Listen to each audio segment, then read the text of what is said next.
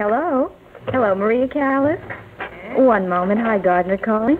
Hello? Hello. Madam Callas, how are you this evening? Oh, I'm fine. Thank you, Mr. Gardner. Very happy to talk to you. I am very happy to talk to you, and I hear you stopped the show last night at the Met Opera again. Oh, how nice of you to say so. Thank you. Do you sleep better after you stop a show?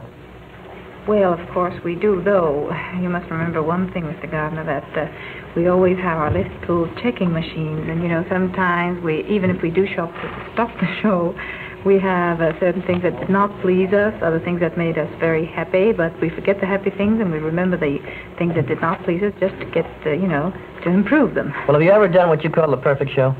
No, and I don't think it ever does come out because, you see, we're perfectionists and perfection is not human. When you say we, you mean I, don't you? Artists. No, I mean artists. It's not me. Not all artists feel that way.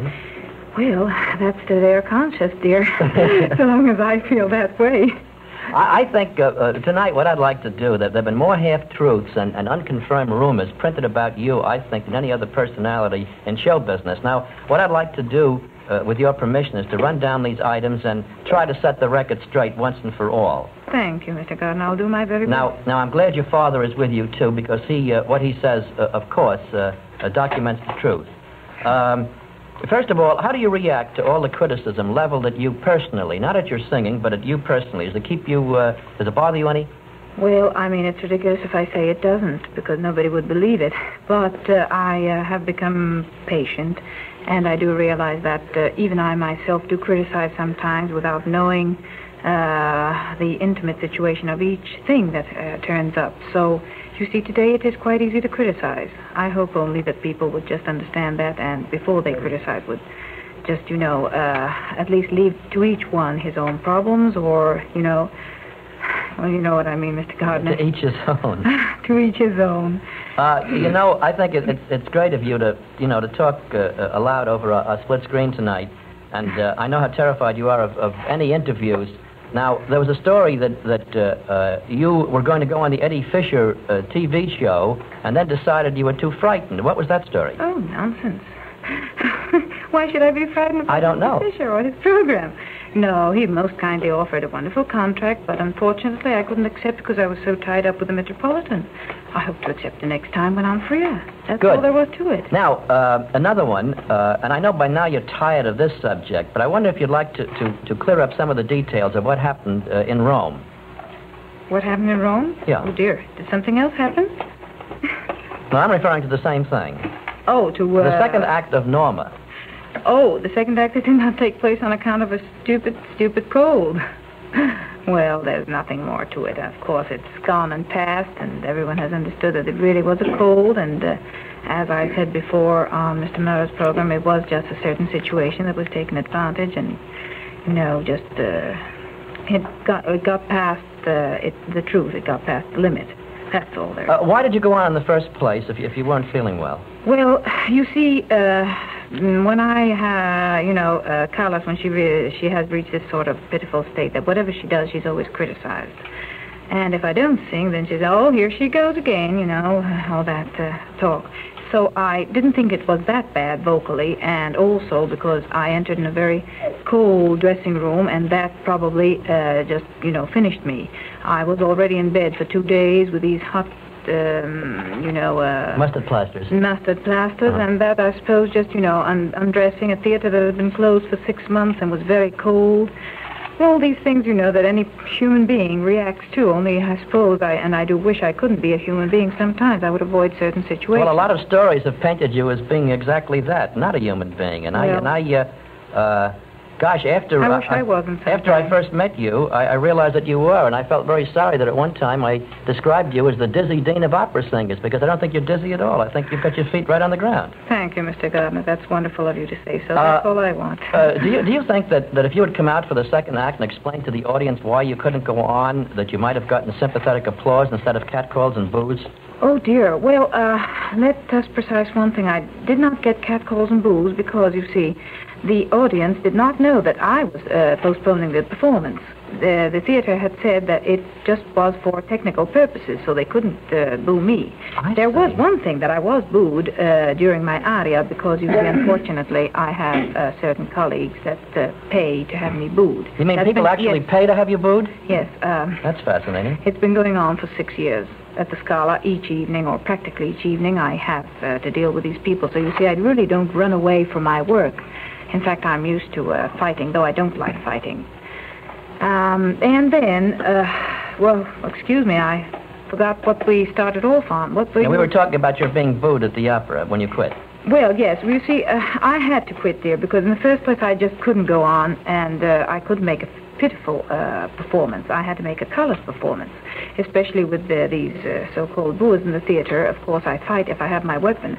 My only weapon is my voice. Now, if I haven't got my weapon, it's ridiculous that I fight. It's just plain suicide. Yeah, and you cannot change a paid boor into a cheerer. No, dear, because he'll boo anyway. Well, I will if I feel fine. I mean, he won't cheer, but he will at least keep quiet because, you know, it's happened all the time. I've got two interesting points here. Did you ever get paid for doing the one act of Norma that night? Oh, no. They didn't even send the doctor the next day to see how I was, and they knew I was sick. Well... You mean with all of the raps you took, it was a benefit? Well, I do benefit, a lot of benefit, but not that kind. I don't think anyone would like that kind of benefit. I'd like to ask another question. They never wrote me one line about anything, even telling me whether I was supposed to sing or not the next performances. Is that right? For the matter of being human beings. What about President and Mrs. Gronchi? I don't think I pronounced that correctly, do I? Gronchi. Well, they were in the audience that night. Did you hear from them after you... Yes, I heard from them, and they knew I couldn't go on, because, you see, they had already assisted 2 of my opening nights at the Scala, and they not only... That was officially, but they also came unofficially to quite a few of my performances, including Medea, Sonambula, and I don't recall how many others. Mrs. Gronchi is a very ardent admirer. I must be not modest and say that anyway. And she called me the next day to say that really she was most unhappy about the incident, and she knew that I couldn't go on because she heard from the first note that I was not well. I mean, I was hoarse. And that, of course, the whole situation was the unfortunate way that was handled by the theater. But, you see, they just... may I compare? It's a very vulgar comparison. But anyway, your cook, if he spoils the dinner, he doesn't go and tell the guests that there's no dinner tonight or he spoiled the dinner. It is the host, that is, it's Mr. Gardner that goes tells the guests. The same thing in Rome. Well, actually, I couldn't go tell the public. I was even advised to faint, you know, and I would have had the sympathy of the public and of everything. Well, why didn't you faint? That would have been... Oh, dear. Well, why should I? Well, it would have stopped a lot of... yes, I suppose it would have. But you see, I have one unfortunate thing. I'm always very loyal in whatever I do. And very honest. So I know one thing that you've said in some of these other stories printed that your husband, Giovanni Battista, that 5 minutes after you set eyes on him and started talking with him, you knew that he was the man that you've been waiting for. How did you know? Well, I don't know. These things, you see, you just feel them. You don't usually have any explanation. Thank heavens. I just loved the way he smiled. It was so open and. Well, you can't explain these. Love at first sight, I suppose, and it was. Love at first sight, you can't explain. Was it 5 minutes? It was 5 minutes. Fantastic. And how long have you been married now? Well, we've been married since 1949, the 21st of April. But we've known each other the next day, the day I arrived was the 30th of June, and we met. Is it the 31st June? Is 31 days to June or 30? I don't remember. Anyway, the next day of my arrival. It was as though God sent him to me because I was very alone. And he really was always with me since then and was everything to me. Well, there's an article that said that all Callas contracts contain a clause stating that you will not sing if your husband is not with you. Is that true? No, not at all. Not at all, huh? Oh, no. And there was another story here. National Magazine quoted you as saying, I am happiest when I am in bed with my dog and my husband is asleep in another room. Is that true? Of course not. Forgive my laughing. Madam Callas, do you think that married people should sleep in twin beds or a double bed? Well, I love double beds. You do? Marilyn just handed me a note, if you'll pardon me a second. It's, oh, good. It says, it's from Jack Grogan, the program manager of Dumont, and he says, we're breaking a precedent. Don't stop interview with the Callases at 9 p.m. Continue for another 10 minutes, but please make this announcement that the movie Boy Meets Girl, I guess that's about you and your husband, scheduled for 9 o'clock will start at 9:10. Oh, how nice. Well, gee, thanks very much, Jack. Do we need any other station identification, or was that it? That was it? good. Do I love Duma. Now, is it true that during World War II, when you were in Athens, Greece, that you were an undercover secret agent for the British, Madam Callas? Yes, it's true. And, in fact, I passed rather dramatic days then, because during the Civil War, when the Civil War broke out, I wanted to go back to the, shall we call it, red zone, because it so happened that it was divided to the white zone, where I worked at the general headquarters, and the red zone, where it happened to be where I lived. And I couldn't very well leave my mother alone, of course. So I rushed back. I mean, I was brought back by a jeep. And they said, well, look, you're going on your own responsibility now if anything happens to you, because I handled, top secret letters and all that. So I said, well, I took the chances, and I went home and stayed with my mother. Then finally, they just managed to get a spy in, and after a week or 10 days, I just had to get out, otherwise they, the communists would have been after me. Really, I still haven't understood why and how they didn't come after me. Well, I guess they like the way you sang. I suppose.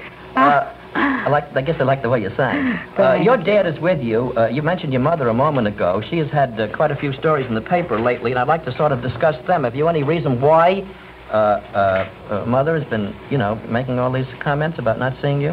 Well, dear, Mr. Gardner, I suppose I do have reasons, but you see, forgive me if I make this quite clear to everyone also. These are very personal and intimate problems or affairs of the family, and I feel it is my privilege and duty to keep them so.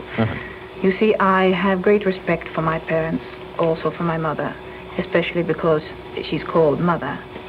To justify myself or to say anything answering the things more or less that she said about me, all I can say is that please, let's leave this in the four walls of the family, because anything that happens only makes it worse for any reconciliation or anything. I wonder if I might talk to your father. Fortunately, we have two parents, and I'd like to talk to yes, with the parent pleasure. who Only hasn't been before heard may from. I say one thing, Mr. Gardner? Yes. Don't say one thing. That there is always an inside story to all things. Just let people realize this and just care about how I sing and the human being that's in me. That's all that really should interest the people, the press, and everything. I would just love to have a little bit of, privacy on this thing. That's all. Well, Thank you. I think that's beautifully put, and I think that. Well, I'm not very good at words, Mr. Gardner. I think you speak words just as well as you sing them. I wonder if you would your dad is with you. I wonder if you'd hold that phone and put him on another phone right next to you, if you could. Right if you away, have one. Mr. Gardner. Fine, dear.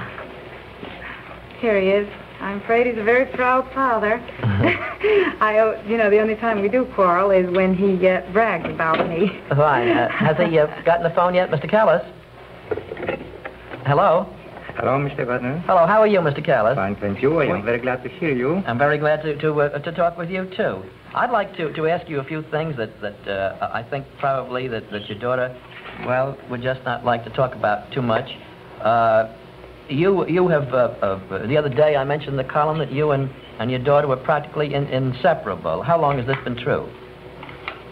Say it again, please. I say you and your daughter have been very good friends and almost inseparable for years. Is that true? No, always we were father and daughter very closely and pleasant together. Well, now, the stories say that Maria was brought up in Hell's Kitchen. Is that true? No, in Hell's Kitchen, this territory, I have a drugstore. I always lived in uptown Washington Heights.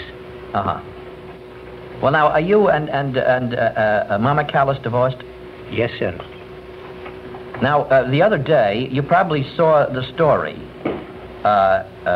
Mother Callas said, I discovered her voice when she was a child. I educated her. I was a good mother to her. Now, did you have anything to do with recognizing Maria's voice or talent? Mr. Hy Gardner, both parents take care of children and both mother discovery and both parents gives good education.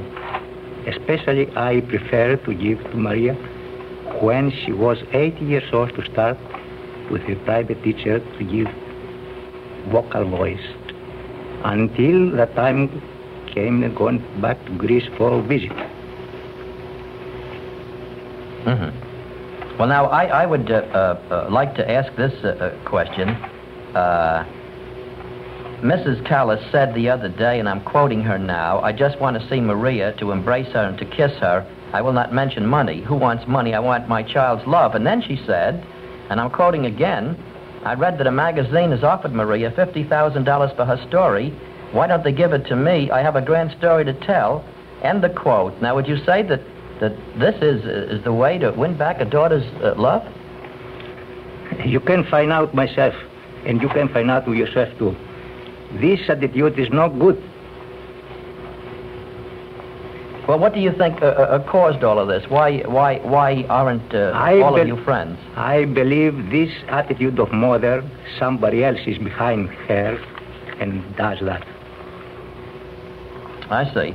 Now, we had another quote here in which it was said that Maria herself was said that, and I'm quoting, "My sister was slim and beautiful and friendly. I was the ugly duckling, fat and clumsy and unpopular. It's a cruel thing to make a child feel ugly and unwanted. If the quote is accurate, who made her feel unwanted?"